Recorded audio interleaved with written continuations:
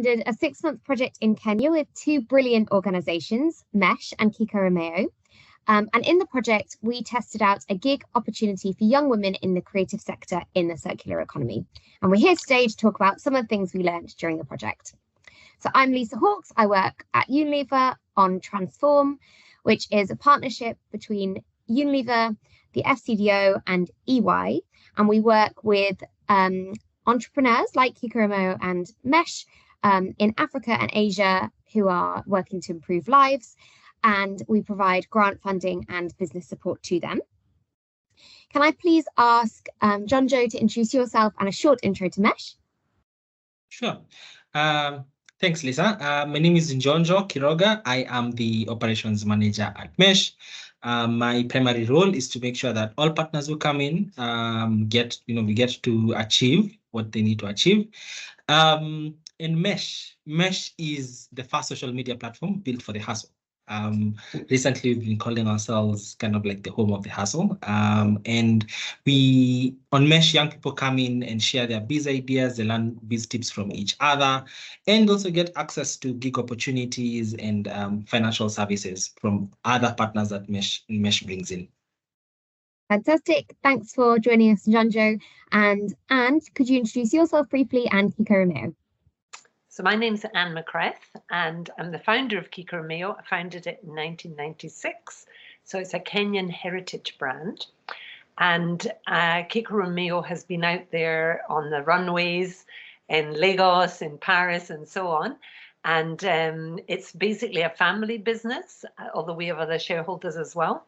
And we have a long tradition of working with communities and working with artisans all over the country, but also in urban areas.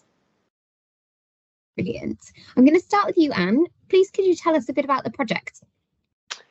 Yes, so the project was to look into developing, first of all, some products from upcycled materials, but involving a demographic that we hadn't worked with before, which were young entrepreneurs who are in the gig economy. So it was looking at crafting skills and how we could involve these in making the products. So we came up with a variety of different things in the experimental stage in the beginning. We were looking at both woven stitching as well as, and woven, when I say woven, also weaving scraps. But the one that ended up being our favorite is perhaps the crochet. And we were looking at something that would employ a lot of people. Of course, it's on a gig basis, so it's not full-time employment. They're mixing it with other things. But the crochet was very interesting to us because it really involves just a pair of scissors and a crochet hook, and an awful lot of young women know how to do it. So, yeah. Brilliant. And I know Jonjo has a few of the products that we that you made during the project. Could you show them to the camera? Thank you. Beautiful modeling. Fantastic. So, and what can we see here? So this is a crochet bag. Now, what's special about it? First of all, we played around with lots of different techniques, but the bag ended up having a bit of a stiffer bottom because we introduced sisal into the crochet. So it's actually t-shirt scraps. So first we start with the t-shirt, we cut it into strips. And then for the base, we're wrapping the t-shirt around the sisal and then crocheting them together. Both of them, of course, being biodegradable materials. And then if we look at the actual body of the bag, so this is a stitch that's called a Tunisian. Now, I wasn't aware of this before, but one of the young meshers kind of played around and invented this. I think it's a combination of Tunisian stitch and lark stitch, but they're not stitches that are commonly used in Kenya. They're ones that she had researched on YouTube and then developed into these strong color contrasts that we found very pleasing. And the final touch is the leather, which is hand cut and hand stitched onto the bag, giving it a very professional finish. That we're doing in collaboration with another young man who's actually moved his business from Khartoum to Nairobi. So a lot of different people being touched by the project and then creating something that's truly different. Got it. Thank you. And one of the things that I was really impressed by working alongside you on this project was that you took a very much waste reduction first. When you work as a designer in Africa, which I have done since '96, you have a very waste conscious mindset because resources are fewer. And so you tend to look at what have you got with your offcuts and what can you make from those offcuts that then are sold again. And so that's just something that goes across our business and very many other fashion businesses. So we've always used the scraps from cutting a garment. We've sent them for making into patchwork, and we bought back the cloth from other artisans.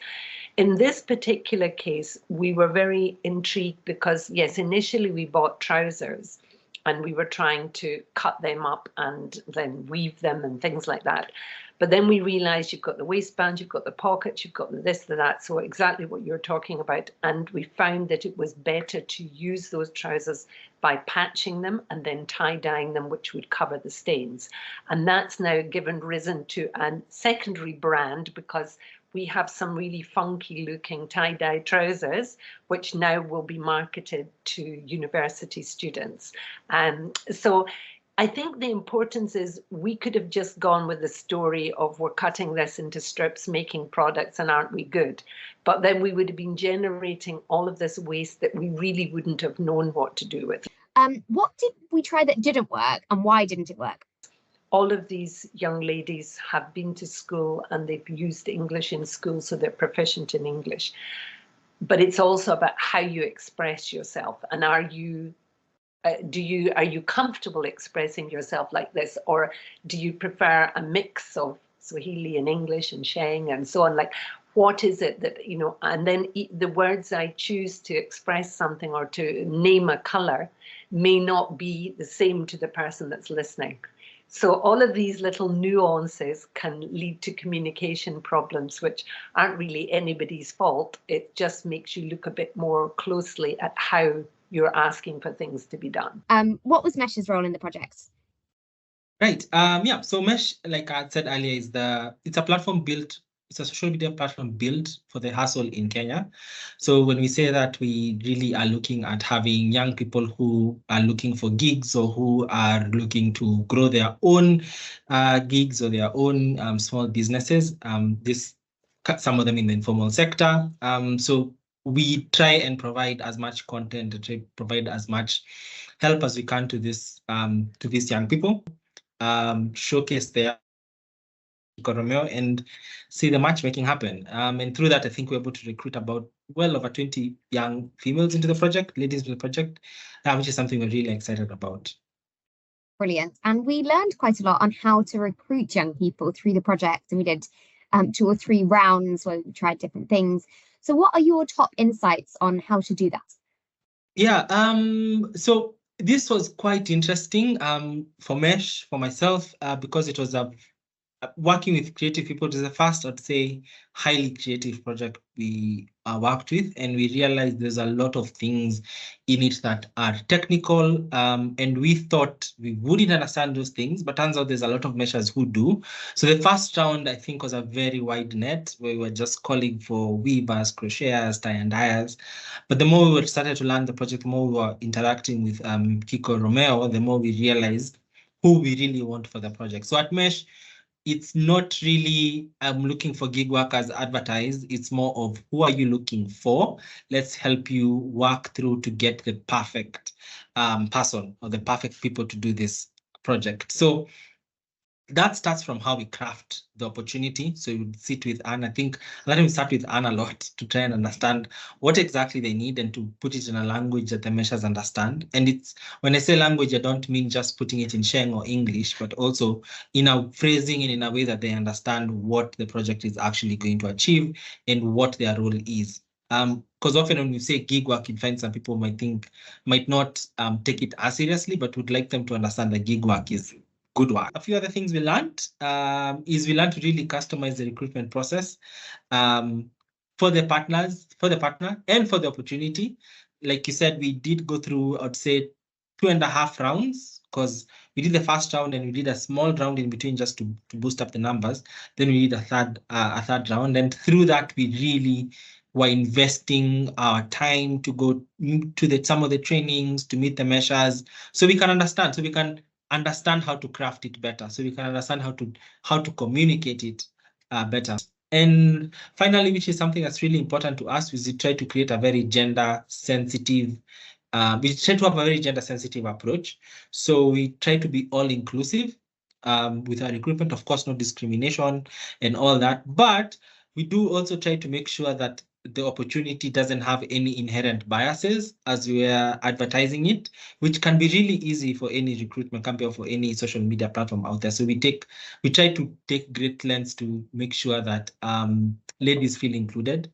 But even for recruitment as this that we were looking for men, we didn't completely leave them out. I think some of them actually did find roles within the project. So we try to make sure that the angle and the lens is very clear, and that no one feels a sense of discrimination, not only from a gender sense, but also from people who might be differently abled and such. Yeah. Great, thank you so much. And I know that, for instance, all of the content that you used had a female voice and face in everything, to make sure that women could look at the content and find somebody there who is relatable. I wanted to ask you, Anne, I know that from the reports that you gave us, that mental health was one of the components that you worked on with this group. Could you tell us a bit more about the challenges and what you implemented to help them with that? We found that sometimes we were expecting the ladies to, say, produce something, and then they arrived in a total state because, all sorts of things were happening in their personal life. Now, this happened on a couple of occasions to the point, and I did some counselling with them, but then I realised, why don't we try meditation and see if that would help? And so we introduced it at the beginning of any of the classes they came from. So we had different styles of classes. Sometimes we were in a big room. Other times it was more like a one-on-one, well, not one-on-one, but small group mentoring. And so bringing in the meditation, we got amazing feedback on this. And they just said that it was a new skill they had learned and how helpful it was, and it helped them focus much better while they were in class. And what we observed ourselves is, just as in any business, there are sometimes things that are a little bit delicate to handle, or things between workers that are delicate to handle. And we noticed that when we were now doing this meditation thing, which was a kind of 20 minutes, after that, everything flowed much more easily. So even if there was something a little bit tricky to handle, it wasn't a problem, because everybody was somehow relating to each other in a different way, in a much kinder way. So yeah, that's been one of the major learnings, which I now feel is really important to integrate. Yeah, that's fantastic. And then finally, what's next for the project? I know you've done some sales over the Christmas period. What are you doing next as KikoRomeo with these products? Yeah, I think the great thing is, like, being a business as opposed to an NGO, when the project finishes, it doesn't finish. It keeps going, because basically we've created a new brand under our company. And we're passionate about it. We have the people who can now produce the products. And so for us, it's just a question of looking for more sales opportunities. We've just done a whole lot. I think we've done about 50 bags right now. We're just doing the leather finishing. Then we have to do the photo shoot, get them into different shops and markets. We have our own shops and our own connection. In conclusion, KikoRomeo spent 6 months researching and designing sustainable fashion products. And worked with Mesh to recruit female makers who could easily produce these materials out of waste. Mesh did both the recruitment, and also we published videos on how to make these products through Mesh. The goal was to test a dignified gig model that could provide income opportunities to young women in the informal sector, as well as contribute to the circular economy through upcycling waste. Some of the products that came out of this we've already talked about, included the beautifully modelled handbags, but also the tie-dyed trousers. And the young women are able to make these products and then provide these to KikoRomeo, who pay for them for the work, who then sell them through channels in the Kenyan market.